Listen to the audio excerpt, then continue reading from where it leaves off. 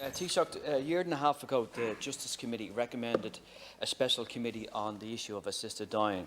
Now, to my knowledge, there is no impediment why that committee cannot be established. And can you give a commitment to the many people who have been following this issue that the committee would be established before Christmas? Because it's gone on too far too long, Taoiseach, and I think we need to have a national discussion about this issue.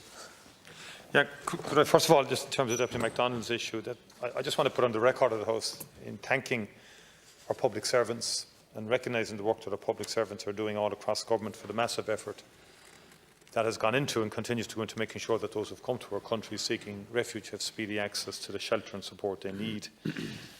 We don't have options but to avail of all offers of accommodation, including those which in ordinary times we would not consider appropriate. And that does include the use of repurposed office buildings, sports facilities and tented structures. We are not in ordinary times, and we're doing all we can to provide shelter and to comply with our international obligations.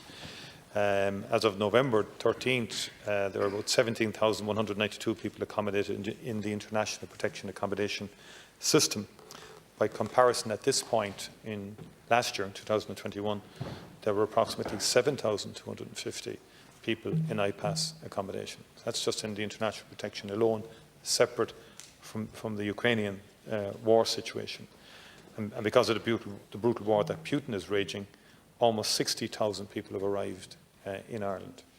And we could see the warnings this morning in respect of a freezing winter in Ukraine, the utter destruction of the infrastructure in Ukraine,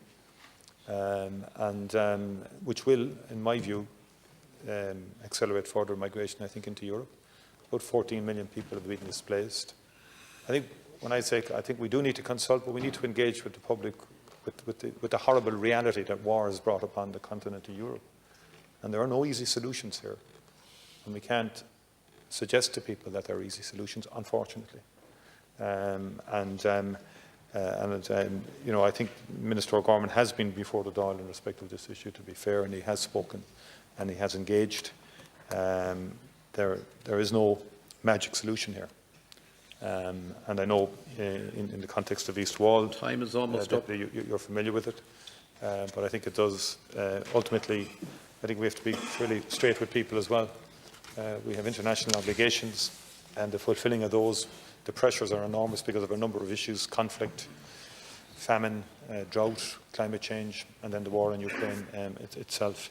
And I know that the Minister and his department are engaging with local representatives to provide the information, will be providing more information directly to the community in the coming days, and that is actually happening.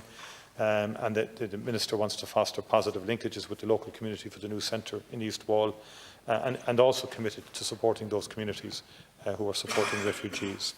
In respect of the, I could dealt with Deputy Kenny's issue. And Deputy Collins, again, there's 5 hours debate in respect of that provided for, in the finance bill, and I think you should support the finance bill because that will give supports under the TBES scheme to many businesses, particularly small and medium-sized enterprises, in respect of the shocking increase in energy prices brought about by the war. Deputy Bacik, the Minister for Education, has been meeting with victims groups over the last number of days and will continue that this week, and the Minister intends to meet with I think the education spokespeople from different parties in the House also, and the idea being to see how we can progress this issue in a victim-led way. Okay.